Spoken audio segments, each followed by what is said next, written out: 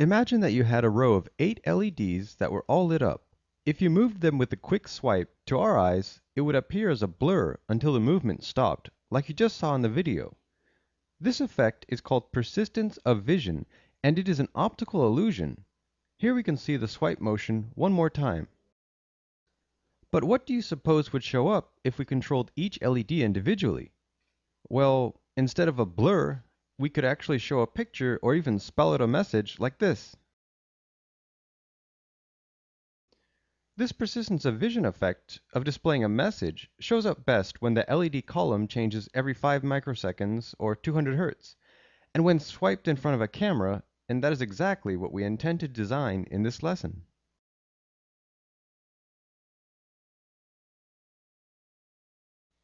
So first we'll need to make the Cordis 2 project. We'll use the new project wizard. Let's save the project on the desktop in the FPGA/Lesson 9 directory and then name the project Lesson 9. We'll use the EPM 3032 ATC44-10 CPLD device, then click Next, Next, and finish the project creation. Now we'll need to add a new VHDL file to the project, and we're ready to start coding. First we'll be using the IEEE library, specifically the standard logic and unsigned standard logic libraries. The port for the Lesson 9 entity will have a reset input, clock input, and 8 LED outputs in a standard logic vector. And that's the end of the entity declaration. We'll name our architecture RTL, and inside of this architecture, the first thing we'll need to have is a memory or ROM holding each unique output state for the LEDs. To build a ROM, we'll use an array of 32 standard logic vectors called typenum array. Then the actual ROM itself will be called LED message. To initialize the ROM, you have to go through each of the 32 arrays and define the 8 bits. We use ones and zeros to define when the LEDs will be on and off, and if you tilt your head, the comments after each array definition show you what letter should appear in the LED message. Before we can begin the architecture, we need to add another 8-bit standard logic vector called LED output and a clock divided by 2 signal. Now we begin the architecture. We start by making a process that is a simple clock divided by 2 output. We need this clock divider because our input clock frequency will be around 400 to 500 Hz, or double the required 200 Hz frequency our system actually needs. The second process in this architecture is a counter. Notice that the counter is using the reset and clock divided by 2 in its sensitivity list. Again, this is because we want to use the slow 200 Hz signal that we just created in the first process as our main clock in the counter. Before we begin the process, we'll add a variable integer called letter count, and then we start to define the process. If reset is 1, then letter count should be 0, and LED output should also be 0. Otherwise, else if the clock divided by 2 signal is a rising edge, if the letter count is less than 30, increment it. Otherwise, reset the letter counter to 0. LED output should always correlate to an LED message array element depending upon the current value of letter count. Then we end the if statement and the process, define that LED should be driven by the standard logic vector LED output, and then end the RTL architecture. Go ahead and save the project as lesson9.vhd, then start the compilation process. Apparently, I'm still not a perfect coder, and I do make mistakes. Here you can see the compiler is complaining that I used blank spaces as part of the standard logic definition. With a double click of the red error message, it highlights the line where the problem is, and yes, I put blank spaces instead of zeros. So let's fix that and recompile the project. This time, things compile smoothly. Let's open the pin planner and define all the input and output pins to the CPLD. Then we'll recompile the project once more, and now our CPLD project is finished. We just need to build a hardware schematic to go with it. The schematic for this project uses a power regulator circuit that has a 9-volt battery input into an LM317 voltage regulator. 2 resistors connect to the LM317 to set its output voltage to 3.3 volts. Then 2 10 microfarad capacitors are used as bypass capacitors on the input and output of the LM317. If you have the extra resistor and extra LED, It's always helpful to add a power good notification LED. The CPLD connections have all the VCC pins connecting to VCC power and all of the GND ground pins connecting to circuit ground. The reset at pin 44 is pulled to ground using a 10 kilo ohm resistor. Then we go through from pin 13 to 22, adding a resistor and LED in series to ground. This gives us our 8 LED outputs. The clock generation circuit is an ICM 7555 timer module. Pins 4 and 8 connect to 3.3 volt power and pin 1 to circuit ground.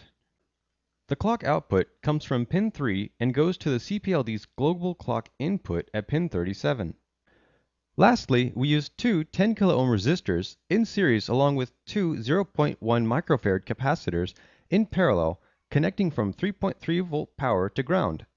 Pins 6 and 7 of the ICM 7555 timer connect to in between the resistors and capacitors to set the output clock frequency. And that completes the hardware schematic. Now let's get building.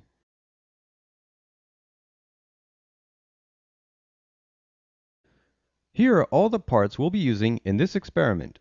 The larger parts are a jumper wire kit, components kit, and a breadboard. The smaller parts from the components kit are a CPLD breakout board, LM317 voltage regulator, ICM 7555 timer, two 10 microfarad capacitors, two 0.1 microfarad capacitors, 8 470 ohm resistors, a 240 ohm resistor, a 390 ohm resistor, three 10 kilo ohm resistors, 8 red LEDs, and a 9 volt battery connector. Now we'll build up the circuit part by part in a slow time lapse so that you can build the circuit with us. First we'll build the power regulator circuit on the right side of the board, the CPLD connections on the left side of the board, and the clock generation circuit will be in the middle.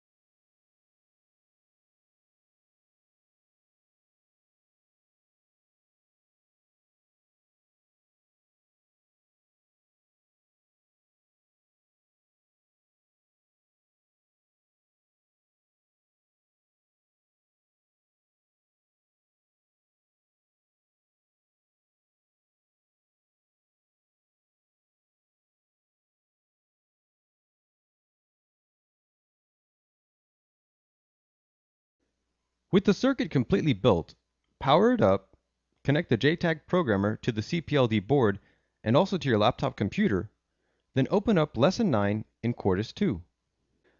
Use the Programmer tool inside of Quartus 2 to load the .pof file and then program the CPLD.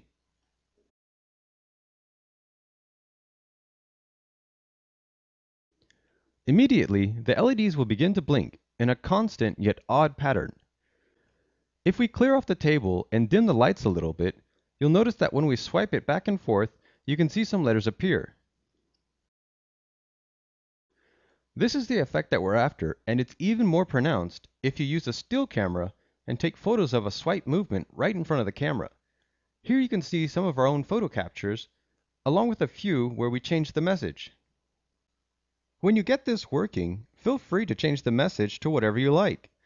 Another thing to note is that if you change the clock input frequency to the CPLD, the message letters will actually appear closer or further apart.